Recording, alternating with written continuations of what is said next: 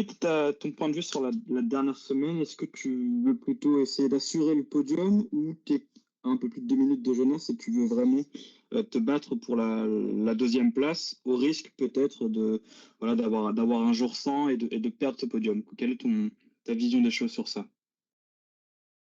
Du coup, j'ai environ 5 minutes et demie sur le quatrième, donc c'est clair que je vais essayer de défendre la troisième place. Ce serait con de me battre pour la deuxième place et puis perdre mon podium. Donc, s'il y a l'occasion de prendre encore une étape, je vais certainement essayer de la prendre. Mais si ce n'est pas le cas, c'est clair que je serai déjà très content avec un podium à Nice, vu qu'on est venu pour un top 5 et une victoire d'étape. Du coup, la victoire d'étape, on l'a déjà dans la poche. Puis terminer troisième dans mon premier Tour de France, ça serait vraiment un rêve qui se réalise. Donc, c'est clair que je vais me donner à fond pour défendre cette troisième place. Bonjour Remco. De l'avis de tout le monde, un petit peu, la dernière semaine est vraiment très exigeante, diabolique. Quel est le piège dans lequel tu veux absolument éviter de tomber? Est-ce que c'est un excès d'enthousiasme qui te pousserait peut-être à en vouloir encore plus, justement? Alors, honnêtement, je pense que semaine 2 et 3, on pourrait dire que ça va se passer un peu de la même façon parce que on pensait tous que la semaine 2 était assez facile, puis il y avait que les Pyrénées, mais du coup, il y a eu les échelons. Il y a une étape, il y avait une échappée très forte qui était partie en 200 degrés de température. Donc, c'était une semaine très, très dure, très, très fatigante aussi. Donc, je pense que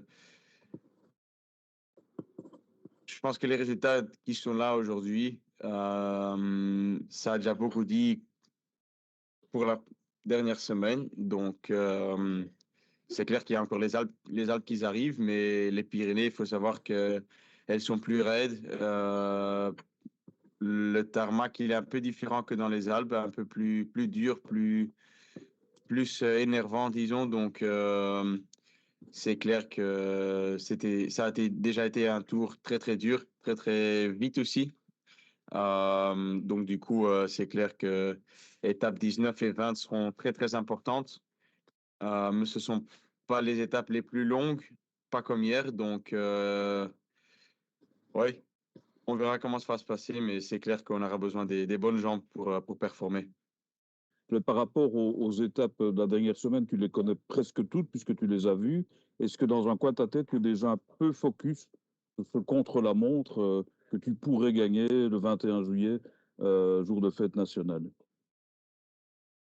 C'est clair que ça sera un avantage de savoir, enfin, ou de connaître les étapes qui arrivent. Je pense que les étapes que j'ai fait, c'est 17, 19, 20 et 21. Donc, je connais presque toute la dernière semaine. Donc, du coup, pour moi, c'était encore une grande question dans les Pyrénées parce que je connaissais pas les étapes, je connaissais que le Tourmalet. Donc, c'est clair que là, je vais pas dire peur, mais c'était quand même encore une question comment j'allais performer dans les Pyrénées. Et là, du coup, je connais les étapes par cœur. Quelques étapes, je les ai faites 2, 3 fois. Donc, enfin, le chrono, je l'ai fait 3 fois. L'étape 20 de Col de Turini qui termine sur Col de la Couillole, je pense. Je l'ai fait 2 fois. Donc, c'est clair que je connais les étapes mieux que celles de la deuxième semaine. Et ça donne une certaine calme dans la tête, dans l'équipe, parce qu'on connaît, enfin, on sait ce qui va arriver. Et du coup, on sait les moments clés, on sait où on doit être devant. Et c'est clair que je serai très, très motivé pour la dernière étape, le chrono, qui n'est pas vraiment un chrono dans mes yeux parce que c'est quand même, on fait la Turbie, puis on fait Col d'Èze. Donc, la moitié de ce chrono, c'est une étape de montagne, presque. Donc, c'est que les derniers 8 kilomètres qui se vont faire sur l'aérodynamisme ou sur ouais, sur la puissance sur le plat. Donc, mais c'est clair que je suis très motivé pour cette dernière semaine, vu qu'on arrive vers la fin du Tour de France aussi. Bonjour Remco, je reviens un petit peu en fin de semaine dernière. Au-delà de la malchance pour Primož, comment tu as réagi au moment de son abandon, puisque c'est avec lui que tu semblais te battre pour la troisième place sur le podium. Et est-ce que ça t'a un petit peu allégé quand même d'un poids en se disant que maintenant, bah, il y avait peut-être à aller chercher plus haut? Ah, du coup, au moment qu'on a reçu les nouvelles de Primo, c'était un coup négatif quand même parce on veut jamais voir quelqu'un qui se bat pour un classement partir d'une course ou sortir d'une course.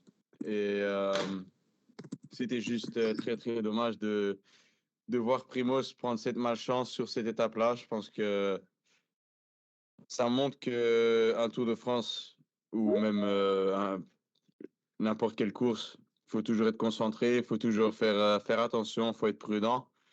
Mais du coup, ça pourrait passer avec moi aussi, ça pourrait passer avec Tadej encore, avec Jonas. Donc, c'est pas parce que c'est que Primoz que c'est grave, c'est grave pour tout le monde. Donc, et pour le reste, je peux que lui souhaiter une bonne récupération et j'espère qu'il sera en bonne forme pour faire la Volta, où il sera encore présent, je pense. Donc, ouais, c'est la malchance qui fait partie de notre sport et notre boulot aussi dans chaque course.